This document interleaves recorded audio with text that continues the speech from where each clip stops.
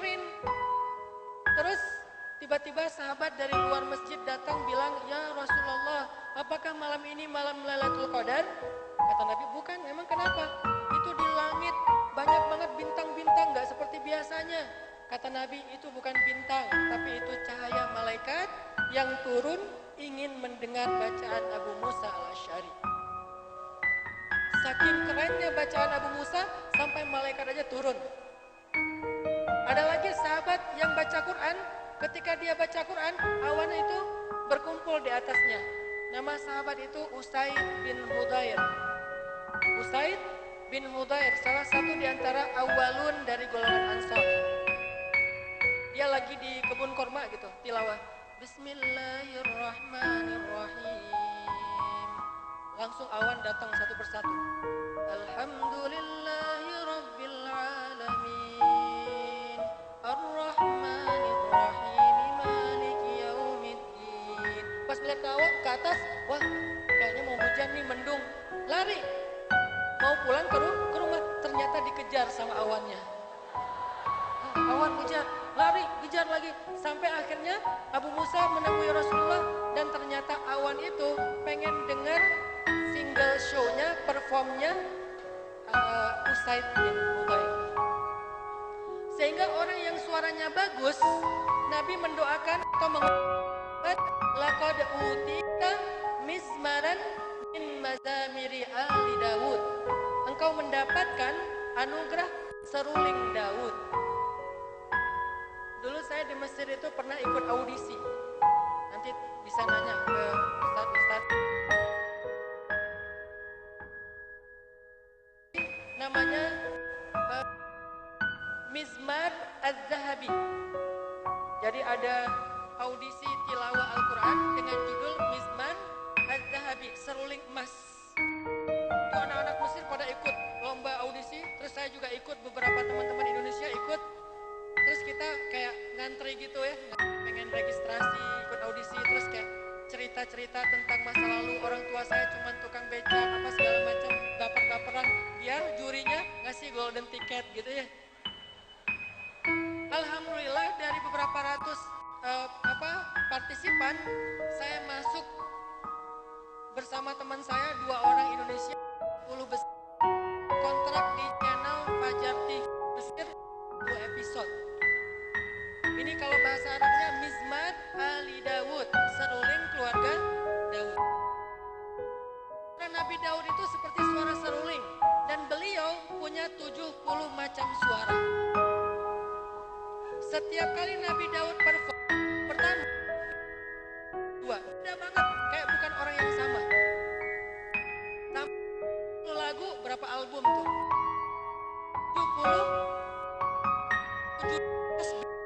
70 judul zikir, itu beda-beda suara zikirnya.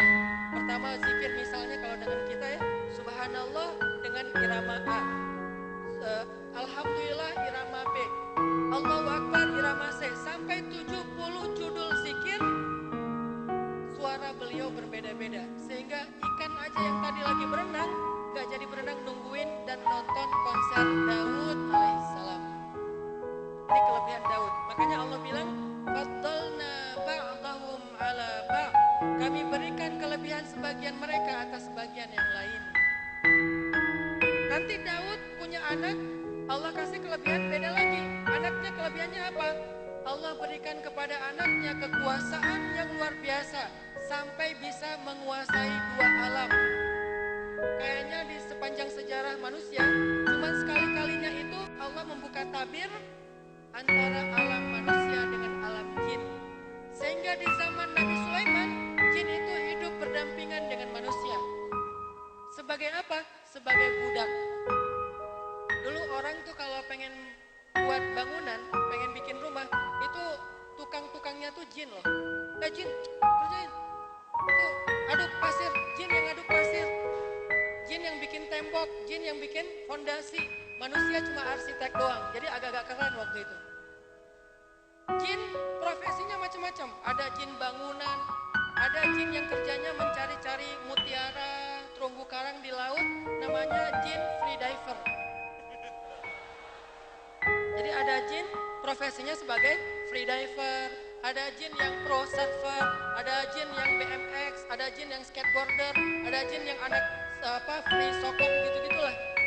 Termasuk yang memasak makanan di Istana Sulaiman itu chefnya jin.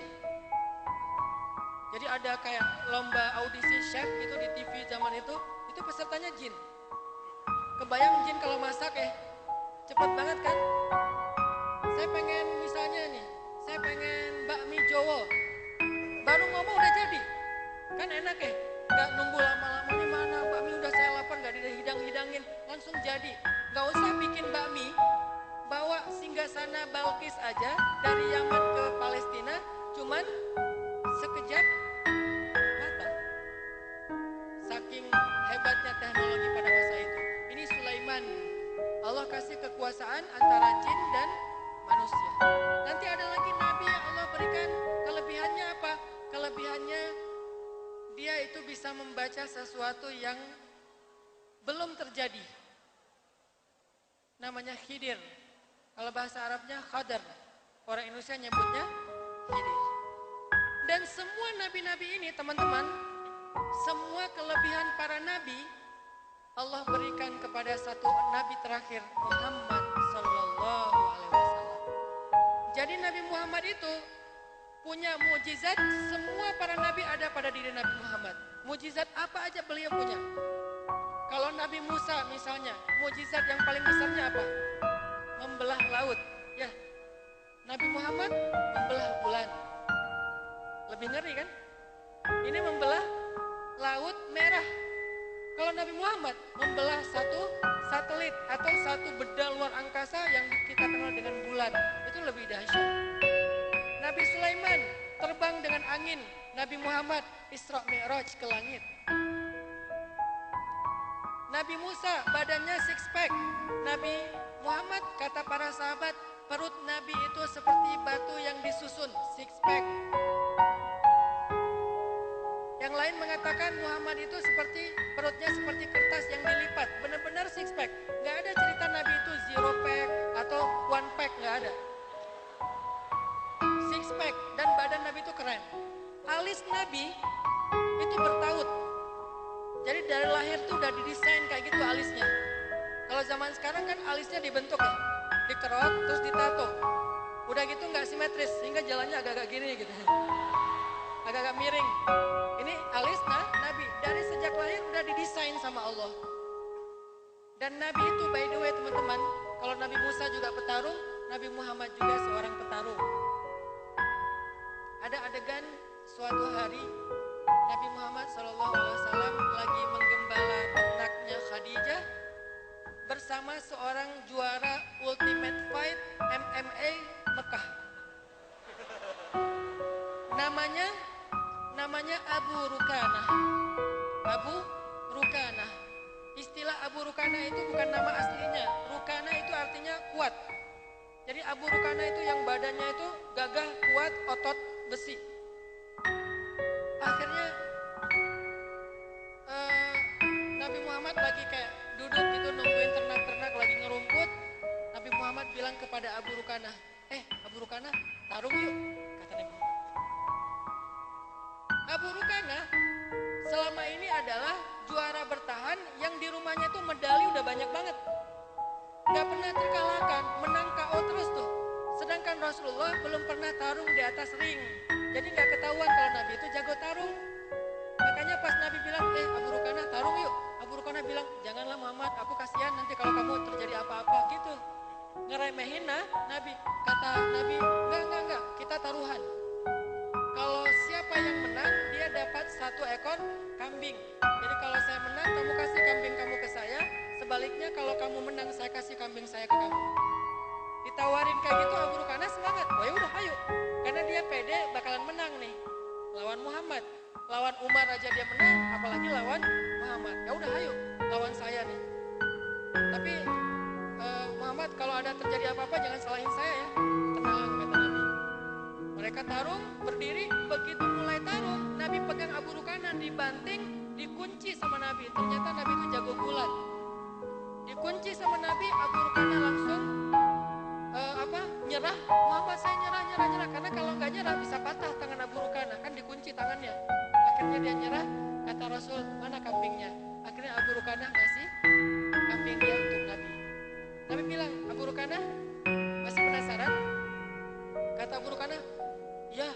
tadi saya salah langkah nih. Ya kita coba sekali lagi.